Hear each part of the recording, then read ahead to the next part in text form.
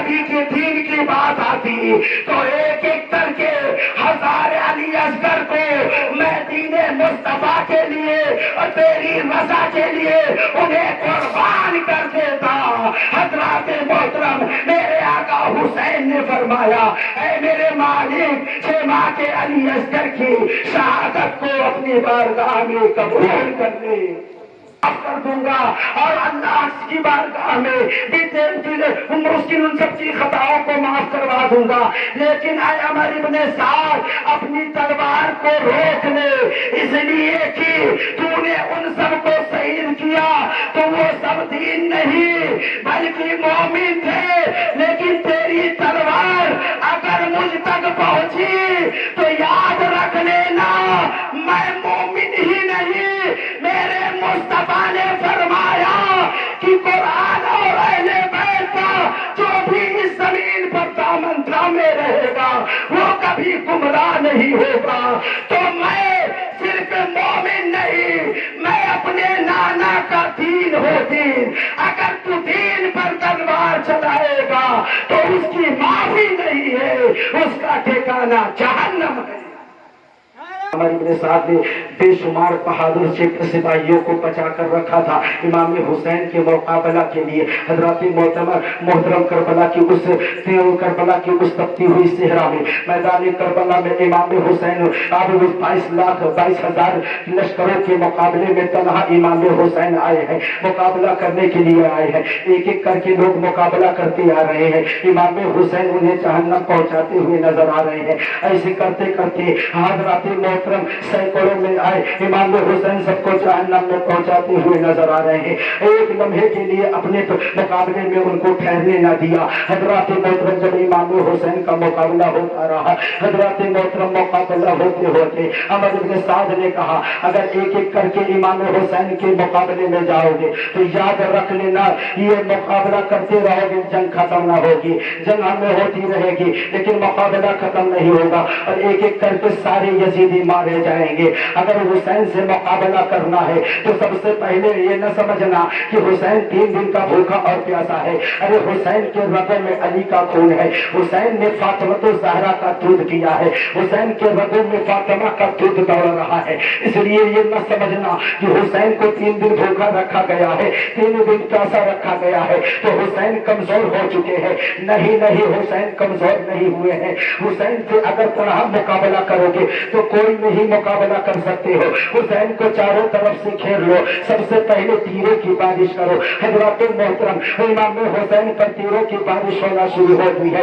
امام حسین اپنے تلواروں سے اس طرح مقابلہ کر رہے تھے، اس طرح مقابلہ کر رہے تھے کہ جس طرف بھی آپ اپنے رخ کو پھیرتے تھے تلوار جس طرف آپ کی چلتی تھی ادھر لاشوں کی لاشیں گرتی ہوئی نظر آتی تھی، جیسے مولی گاجر کی طرح امام حسین مقابلہ کر رہے ہیں اور مولی گاجر کی طرح کاٹتے ہوئے نظر آ رہے ہیں۔ حضرات محترم کربلا کے میدان میں فرشتے بھی دیکھ رہے ہیں، آسمان کے فرشتے بھی دیکھ رہے ہیں کہ 3 دن کا بھوکا پیاسا نبی کا نواسا کس انداز سے مقابلہ کر رہا ہے، علی کا نور نظر لگتے جگر کس انداز سے مقابلہ کر رہا ہے۔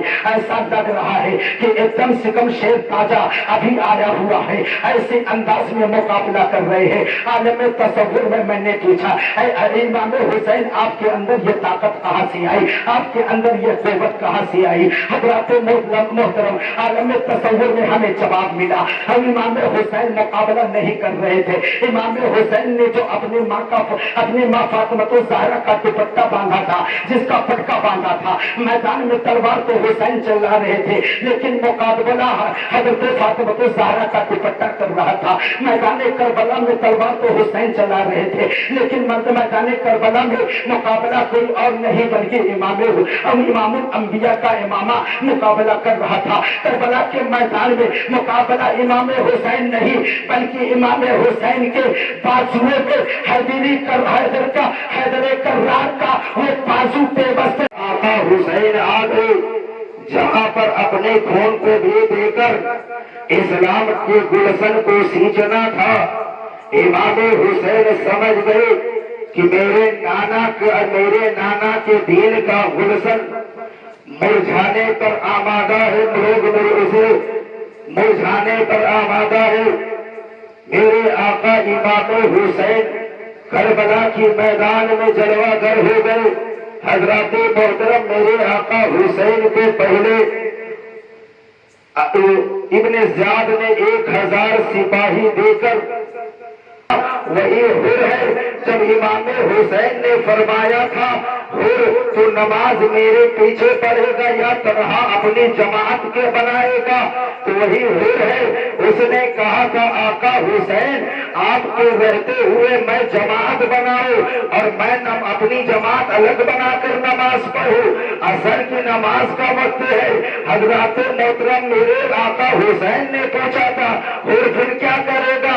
حر نے جواب دیا تھا کہ یا امام رہتے ہوئے، جو اماموں کا سردار رہتے ہوئے میں الگ جماعت بناؤں، آقا حسین میں آپ کے پیچھے نماز پڑھوں گا، آپ جماعت کرائیے، ہماری فوج بھی آپ کے پیچھے نماز پڑھے گی۔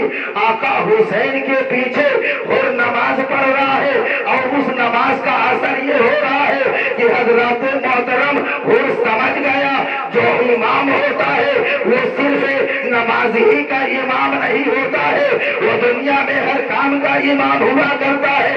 میں حضرت محترم اور نے یہ پیغام دے دیا کہ اے دنیا کے لوگوں، اے محمد کا کلمہ پڑھنے والوں، اے مدینے کے غلاموں، یاد رکھنا جو تمہارا امام ہوگا اگر اس کے پیچھے نماز پڑھنا تو یاد رکھنا اس کی کبھی غیبت نہیں کرنا، اسے کبھی حسد نہیں رکھنا، اسے کبھی برائی، اس کی کبھی برائی نہیں کرنا، اس لیے کہ وہ تمہارا امام ہے۔ امام اس کے پیچھے تم نماز پڑھ رہے ہو، امام اگر تمہارے امام کے پیچھے نماز پڑھ رہے ہو، اگر امام کی نماز مکمل ہو گئی، رب کی بارگاہ میں مقبول ہو گئی، اور مقتدی اگر اس میں حسد کرنے والا رہا، بغض رکھنے والا رہا، تو یاد رکھنا اس کی نماز اس امام کے پیچھے نہیں ہوگی، اس کے منہ پر مار دی جائے گی۔